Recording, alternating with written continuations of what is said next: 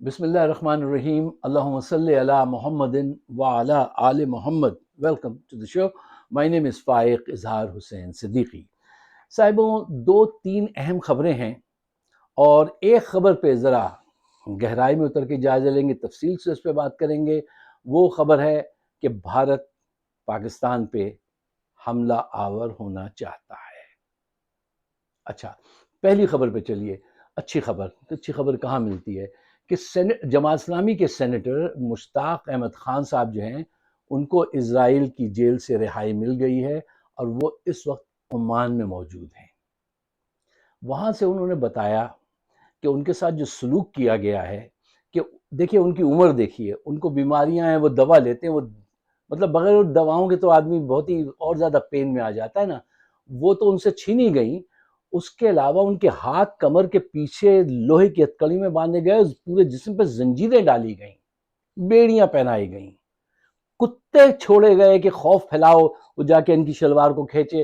وہ کتے جو یہ اکثر یوز کرتے ہیں اسرائیل کے لوگ، ان کی فوج، تو اس قسم کا سلوک کیا گیا اور بہرحال اب وہ رہا ہو گئے۔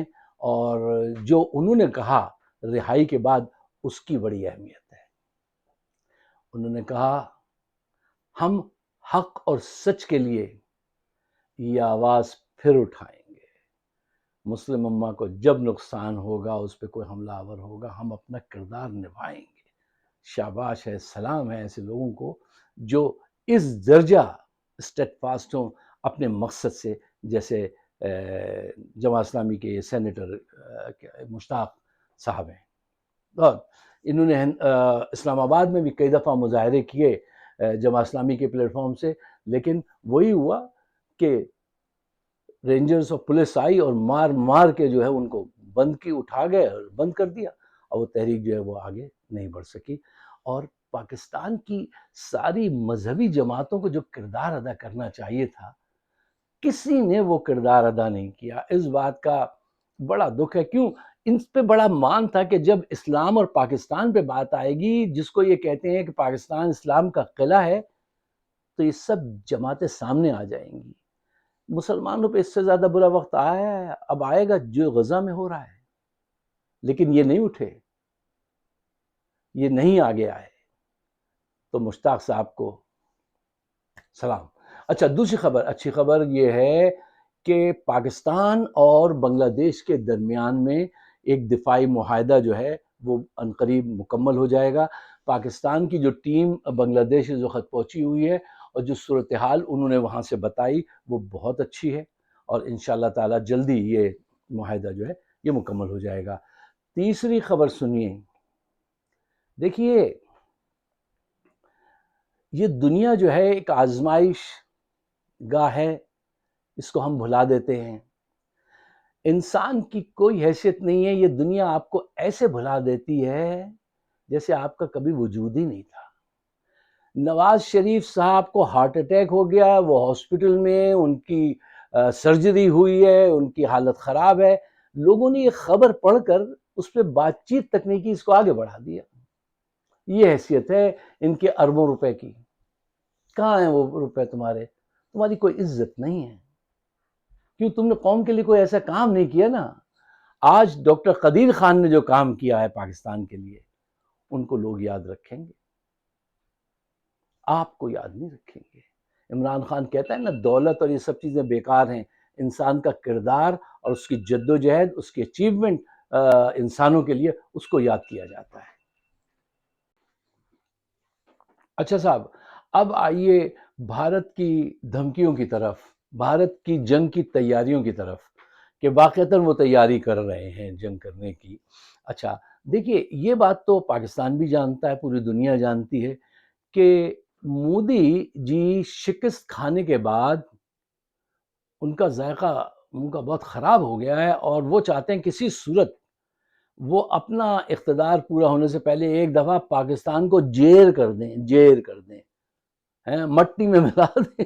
کہتے ہیں پردھان جی اکثر یہ کہتے ہیں ہم ان کو مٹی میں ملاؤں گے، تو وہ یہ مٹی میں ملاؤں گی کی کوشش دوبارہ کر رہے ہیں۔ اچھا، مسئلہ یہ ہے کہ وہ میڈیا کے ذریعے، گودی میڈیا جو ان کا میڈیا، جیسے ہمارے ہاں میڈیا ہے نا، یہ آصم منیر صاحب کا سارا انہوں نے کیپچر کیا ہوا ہے مین میڈیا. یہ تو سوشل میڈیا ہے جو سچائی کی بات کرتا ہے. تو وہاں کا جو میڈیا ہے وہ عوام کے اندر ایک موٹیویشن پیدا کر رہا ہے جنگ کرنے کے لیے. لیکن مسئلہ یہ ہے کہ بھارت جنگ بھی فلمی انداز سے کرنا چاہتا ہے. اب پارٹ 2 لڑیں گے. اب پارٹ 2 کے ڈرامے کے سیکنڈ پارٹ کے اندر خود کو ونر بنا کے دکھانے کی کوشش کریں گے. جنگ ایسے لڑی جاتی ہے.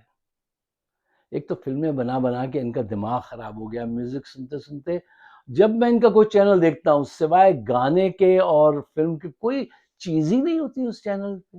یا پاکستان کے خلاف پروپیگنڈا ہوتا ہے کہ دشمن کو نقصان پہنچاؤیں گے, مٹی میں ملاؤیں گے.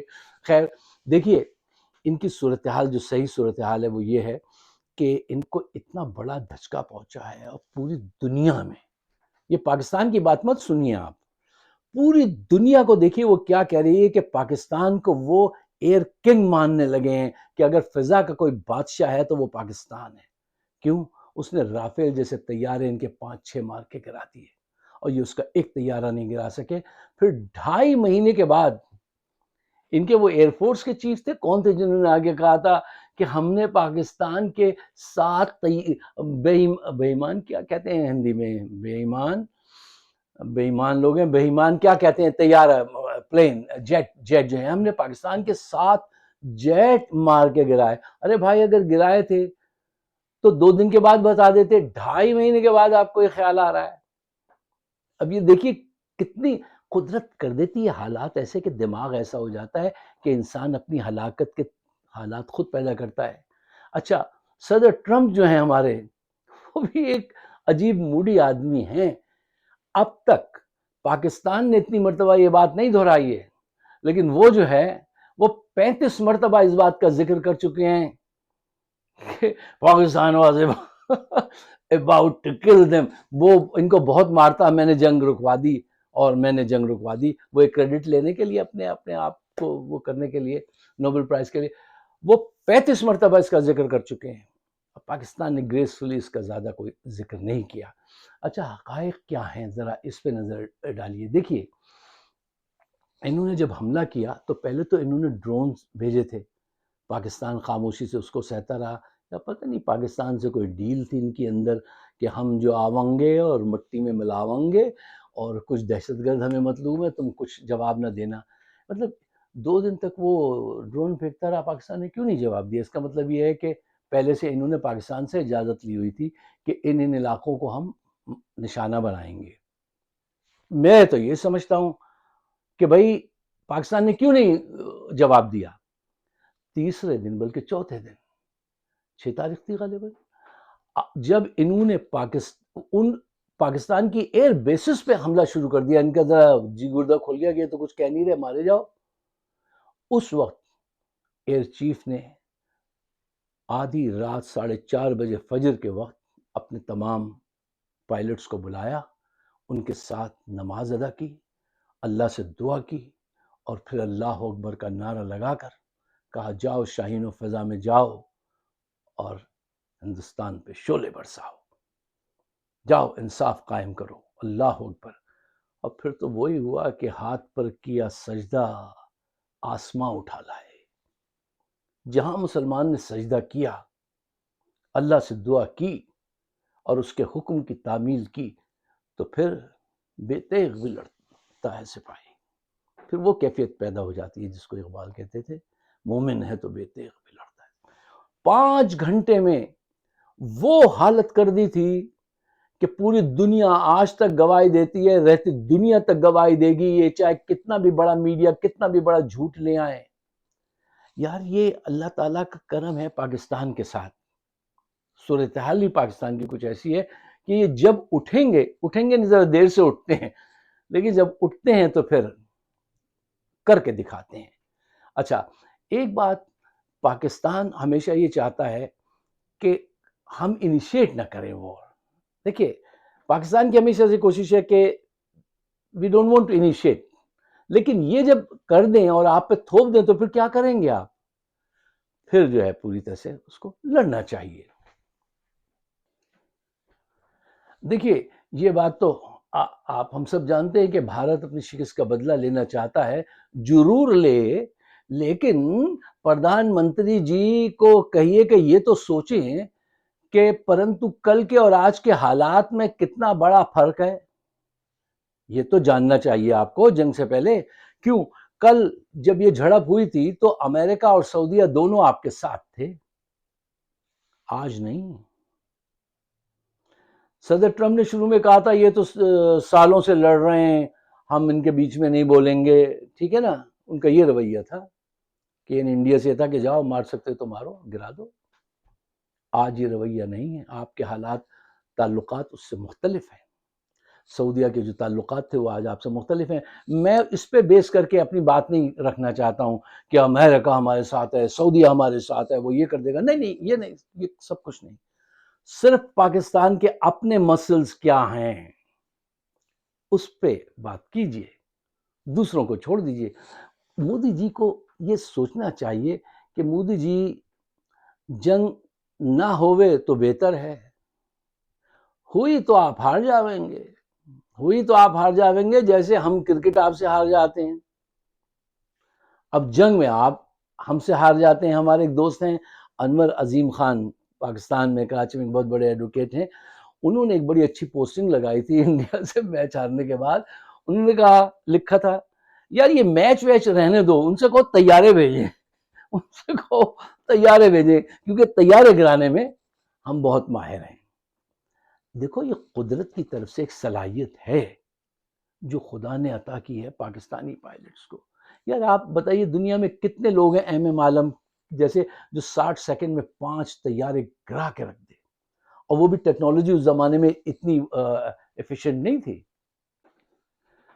اچھا صاحب، یہ بات تو بڑی obvious ہے، آپ سب ہم سمجھ سکتے ہیں کہ ہندوستان ایک مختصر لیکن بہت پاورفل طریقے سے پاکستان پہ حملہ کرنا چاہتا ہے، کیونکہ پہلے جو اس کو ناکامی ہوئی ہے اور پاکستان نے اس کے چہرے سے جو سندور مٹا دیا ہے اور اس کی جگہ کالا ٹیکا لگا دیا ہے، اس کو وہ مٹانا چاہتے ہیں، اور خدا کرے کہ وہ اس سے باز رہیں، لیکن اگر وہ باز نہیں رہیں گے تو پھر کیا ہوگا۔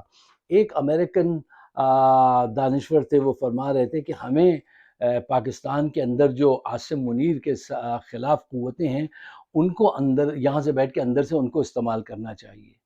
ان کو میرا یہ پیغام پہنچائیے گا، ہمارے ماشاءاللہ دیکھنے والے اچھی تعداد میں انڈیا میں بھی ہیں، ان سے کہیے گا اگر تم نے کل حملہ کیا پاکستان پہ تو ہمارے لاکھ اختلاف سے ہی، عاصم منیر سے، جرنیلوں سے، ہم سب چھوڑ کر ان کے ساتھ کھڑے ہو جائیں گے جا کے۔ جی، پاکستان پہ اگر حملہ ہوتا ہے، بھارت اگر حملہ کرے یا کوئی بھی دوسرا ملک حملہ کرے گا تو ہم اپنے اختلافات پٹ اسائڈ، ایک طرف رکھیں گے اور اپنی فوج کے شانہ بشانہ لڑیں گے۔ یہ نہیں ہوگا کہ آپ ہمیں پیچھے پائیں۔ اچھا، یہاں پر 3 اہم پوائنٹس ہیں جو میں چاہتا ہوں آپ اپنے نگاہ میں رکھیں۔ دیکھیے، پوائنٹ نمبر 1، آج جو دنیا میں جنگ ہے نا، اس میں ایئر سپریمیسی جس کو حاصل ہو وہ زیادہ پاورفل ہوتا ہے، جلدی کامیاب ہوتا ہے، اور پاکستان کا ایئر سپریمیسی آج سے نہیں ہے، بہت عرصے سے ہے۔ خدا جانے کہ یہ کیا سلسلہ ہے کہ اس معاملے میں رب العالمین نے بہت کرم کیا ہے۔ ہمارے پاس ایسے ایسے پائلٹس ہیں جو کہتے ہیں کہ جو ہمیں جہاز دو ہم جائیں گے، اور جہاز نہ ملے تو روتے کہتے ہیں یا شہادت کا موقع ملا تھا انہوں نے جہاز نہیں دیا۔ بھارت کے پاس ایسا کوئی جذبہ نہیں ہے، کبھی بھی نہیں ہو سکے گا۔ یہ بڑا فرق ہے ذہنی موٹیویشن کا، اس سے زیادہ اور کیا ہوگا۔ یہ کرکٹ کا میچ نہیں ہے مودی جی۔ پاکستان آپ دوبارہ آئیں گے تو دوبارہ بھی آپ کو سبق سکھاوے گا۔ اچھا، پوائنٹ نمبر 2، مودی جی کو یہ بات بھی سمجھائیے، دیکھو جب ہاری ہوئی پارٹی راؤنڈ 2 میں جاتی ہے تو اس کے اوپر ایک بیگ اور ہوتا ہے ذمہ داری کا، اور وہ کیا ہوتا ہے؟ وہ یہ ہوتا ہے کہ ہم پہلے ہار چکے ہیں، ہماری پٹائی ہو چکی ہے۔ وہ ذہنی کیفیت جو ہوتی ہے نا کہ یار پہلے اس میں انہوں نے 5 رافیل گرائے تھے، ٹھیک ہے نا، تو یہ اب اور زیادہ ماریں گے. وہاں کے پائلٹس اور سب ان سے کہہ رہے ہیں, چیخ چیخ کے کہہ رہے ہیں کہ پہلے تو انہوں نے 5 گرائے تھے, اب وہ پتہ نہیں کتنے گرا دیں اور وہ کتنا ماریں گے. سب کو احساس ہے, سب کے اندر کے سینسز بول رہے ہیں. لیکن یہ صاحب یہ چاہتے ہیں کہ وہ بہار میں الیکشن جیت جائیں اور تاریخ میں ان کا نام آ جائے کہ انہوں نے پاکستان کی منڈی جو ہے وہ رگیڑی تھی, مٹی میں ملائی تھی. کیوں مٹی میں ملانے پہ تلے ہوئے ہیں آپ؟ وہ تو خود اپنے مردے مٹی میں ملاتے ہیں. نہیں, سپرمیسی چاہتے ہیں. تو بھائی یہ آپ کے نصیب میں نہیں ہے, آپ اس سے بچتے رہیں تو اچھا ہے. Point number 3. اچھا جی, تو پوائنٹ نمبر 3 یہ ہے کہ دیکھیے, پوائنٹ نمبر 2 یہ ہے نا کہ وہ ہارا ہوا راؤنڈ جو ہے وہ ابھی آپ کے ذہن میں تازہ ہے, تو آسان نہیں ہوگا. پوائنٹ نمبر 3 یہ ہے کہ دیکھیے, پاکستان کے میزائل اور پائلٹ جو ہیں ان کا خوف آپ کی فضائیہ کی جڑوں میں بیٹھ چکا ہے. میڈیا پہ لا کے آپ میوزک بجا لیجئے زور سے, یہ آپ کر سکتے ہیں, آپ کرتے ہیں, ٹھیک ہے نا. اب وہ لے آتے ہیں خواتین, وہ چیختی ہیں, مہلائیں کہتے ہیں ان کو, ٹھیک ہے نا, وہ ایک سے ایک آتی ہیں, وہ چیختی ہیں, بدتمیزی کرتی ہیں, ایسی باتیں کرتی ہیں. یہ آپ کے بس میں ہے, آپ کر لیجئے. لیکن جو خوف ہے پاکستان کے میزائلز کا اور پائلٹ کا, وہ ان کے لیے تیسرا بڑا بوجھ ہوگا. اور ایک اور اہم بات ہے جو مودی جی کو سمجھائیے کہ تھوڑی سی بدھی کہتے ہیں عقل کو ہندی میں, شاید بدھی لیجئے, بدھی کا استعمال کیجئے. دیکھو, بڑی بے عزتی سے بہتر ہے کہ آپ چھوٹی بے عزتی کے ساتھ زندہ رہیں. یہ ابھی آپ کو جو شکست ہوئی ہے, جس کو 35 مرتبہ امریکی صدر دہرا چکے ہیں اور پوری دنیا مان چکی ہے, اب آپ ڈینائی کرتے رہیں تو کرتے رہیے, آسمان پہ تھوکتے ہیں تو تھوکتے رہیے, تو وہ وہاں نہیں پہنچے گا, آپ پہ واپس آ جاتا ہے. وہ کبھی کہتے ہیں ہم نے ان کے 7 گرا دیے, کبھی کہتے ہیں 10 گرا دیے. کیا کھیل لگایا ہے یار انہوں نے, ٹھیک ہے نا. پوری دنیا کہہ رہی ہے. تو یہ چھوٹی بے عزتی کے ساتھ اگر آپ زندہ رہ لیں تو زیادہ بہتر ہے. اور اگر آپ کو بڑی درکار ہے تو آئیے, catch me if you can, ٹھیک ہے. اچھا, پوائنٹ نمبر 4. دیکھیے, کیونکہ پاکستان کو اس بات کا علم شروع سے ہے کہ آپ ایسا کریں گے, آپ کی طبیعت کو پیش نظر رکھتے ہوئے. اچھا, آپ کی اسٹریٹجی یہ سوچ ان دنوں یہ ہے, پاکستان پرنتو گھرا ہوا ہے گجا میں اور بہت ساری چیزوں میں اس کے وہاں بڑا خلفزار ہے, تو یہ وقت ہے کہ پاکستان پہ حملہ کر دو. میں نے پہلے کہا تھا کہ جیسے ہی آپ حملہ کریں گے تو وہ خلفشار ختم اور آپ سے فائٹ شروع. اس کی آپ فکر مت کیجئے. کیوں میں ایسا کیوں کہہ رہا ہوں؟ دیکھیے, بات کرے آدمی سائنٹیفک انداز سے, پاکستان اس وقت 200 ٹارگیٹس جو ہے نا وہ لاک کر کے بیٹھا ہے. جی جناب, کیونکہ ہم جانتے تھے کہ آپ آئیں گے اور آپ آنے کی تیاری کر رہے ہیں, تو کیجئے بھائی. جب آپ تیاری کریں گے تو بھیا جی ہم بھی تو کچھ تیاری کریں گے یا نہیں کریں گے. لاک ہوئے ہیں یہ, دلی سے لے کے دور تک, بامبے اور گجرات اور ہر طرف جہاں جہاں آپ کی ریفائنری ہیں, جو کچھ بھی ہے. پچھلی مرتبہ پاکستان نے جن کو مارا ہے, ذرا میں نے کچھ ٹیکنیکل لوگوں سے پوچھا تھا, انہوں نے مجھے بتایا, ایک دوست ہے, انہوں نے کہا فائق صاحب ہم نے پتہ ہے کیسے مارا ان کو, ہم نے ان کا S-400 جو ہے نا سب سے پہلے اس کو ٹارگٹ کیا, پھر ان کے میزائلز کو ٹارگٹ کیا. S-400 ایسا ہے جیسے وہ دیکھتا ہے, بتاتا ہے آپ کو دوسرا جیٹ دشمن کا کہاں, مخالف کا کہاں سے آ رہا ہے. آپ کسی کی آنکھوں میں اگر انگلی ڈال دیں, وہی برباد کر دیں, تو وہ کیسے بتائے گا کہ کیا دیکھ رہا ہے وہ. اور پاکستان کے پاس یہ ٹیکنالوجی ہے جس کو لوگ سمجھ رہے ہیں, کہتے رہے, انہوں نے بھی کہا کہنے دو, چائنیز کی ہے. جبکہ آپ کو یہ بات سن کے حیرانگی ہوگی کہ اس مرتبہ کتنی بڑی ٹیکنالوجی جو ہے, یہ ابھی جو استعمال ہوئی اس میں چائنا کی بھی ٹیکنالوجی تھی, لیکن پاکستان کی ٹیکنالوجی کا پورشن پتہ ہے آپ کو کتنا تھا؟ You'll be proud. I feel immensely proud. 65% حصہ پاکستان کی اپنی ٹیکنالوجی کا تھا. کبھی ان لوگوں سے ملیے جو یہ کام کرتے ہیں. جن زی جو ہے پاکستان کی, جو عمران خان کے لیے نعرے لگاتی ہے, ذرا کبھی جا کے دیکھیے کہ وہ کن پروجیکٹس پہ کام کر رہی ہے, اور انہوں نے کیسے کیسے جیمرز بنائے ہیں.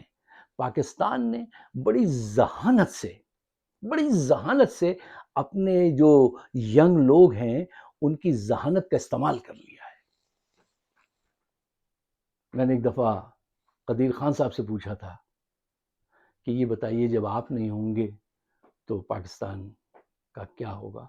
تو انہوں نے مجھ سے کہا تھا، صدیقی صاحب اس کی فکر نہیں کیجیے، ہم نے ایسا کام کر دیا ہے کہ اگر ہم نہیں بھی ہوں گے تو اتنی ڈائریکشن میں ہم نے کام کر دیا ہے کہ آپ فکر نہیں کریں، وہ کام ہوتا رہے گا۔ اب یہاں پہ تفصیل میں نہیں بتا سکتا کہ جو میری ان کی بات ہوئی، یا جاننے کی ضرورت نہیں اور ٹائم بھی نہیں ہے، اور ایسی بات نہیں ہے کہ جو چھپانے والی بات ہو، لیکن ٹائم نہیں ہے۔ اچھا، اب دیکھیے یہ ساری صورتحال ہے، پاکستان جو ہے اس مرتبہ اپنی کچھ نئی چیزیں بھی استعمال کرے گا۔ آخری پوائنٹ، اس مرتبہ یہ کوشش کر رہے ہیں کہ یہ ایسٹرن بارڈر سے آئیں اور جناب نیوی کے ذریعے آئیں، کراچی کو کاٹنے کا پروگرام ہے، اور کراچی والے بھیا ان سے نہ لڑیے گا وہ ان سے نہ آپ الجھیے گا۔ وہاں ابھی سے نیوی کے اندر کچھ دوست آپس میں ذکر کر رہے تھے، تو میں نے سنا کہ in deep in the water in کے پاس کچھ ایسے ایکسپیریمنٹ وہ کر کے بیٹھے ہیں، اور کچھ وہ کہہ رہے تھے کہ ہم کریں گے جب یہ آئیں گے۔ تو میں نے کہا یہ کیا مطلب؟ بھئی ہے ان کی پلاننگ ہے، آپ جائیے ذرا اس طرف۔ پاکستان نے جو پچھلی جھڑپ ہوئی تھی اس میں بھی سرپرائز دیے، اس جھڑپ میں بھی سرپرائز دیں گے، کیونکہ بہت ساری چیزیں اس مرتبہ ٹیسٹ کی جائیں گی، کیونکہ دل بڑھ گیا ہے پچھلی فائٹ سے۔ تو یہ ان کو کوئی جا کے سمجھائے کہ دیکھیے پڑوسی سے روز روز یہ بدتمیزی اور بےہودگی جو آپ کرتے ہیں نا، مٹی میں ملاؤیں گے، ایسی باتیں نہ کیا کیجیے، اور یہ اچھی باتیں نہیں ہیں۔ وہ میں نے کہا نا کہ چھوٹی بدنامی کے ساتھ زندہ رہ لیجئے، بڑی بدنامی کو کیوں دعوت دے رہے ہیں آپ؟ اب یہ نصیب کی بات ہے صاحب، روکنے والا کوئی نہیں، کوئی کسی کو روک نہیں سکتا۔ ان کے نصیب میں جو لکھا ہے، ہمارے نصیب میں جو لکھا ہے ہم بھگت رہے ہیں نا بھائی اندر ہی اندر۔ ان کے نصیب میں جو لکھا ہے یہ آ جائیں، کیا کریں؟ پھر سواگت تو کرنا پڑے گی ہمیں، ان کے ویلکم تو کرنا پڑے گا، آئیے تشریف لائیے۔ اگر آپ میرے خیالات سے اتفاق کرتے ہیں تو برائے مہربانی اس کو شیئر ضرور کیجیے، ہمارا چینل سبسکرائب کیجیے، مجھے اپنی رائے سے ضرور نوازیے۔ آپ سب کا بہت بہت شکریہ، اس لیے کہ ہم آپ کی رائے کا بڑا احترام کرتے ہیں۔ شکریہ، خدا حافظ۔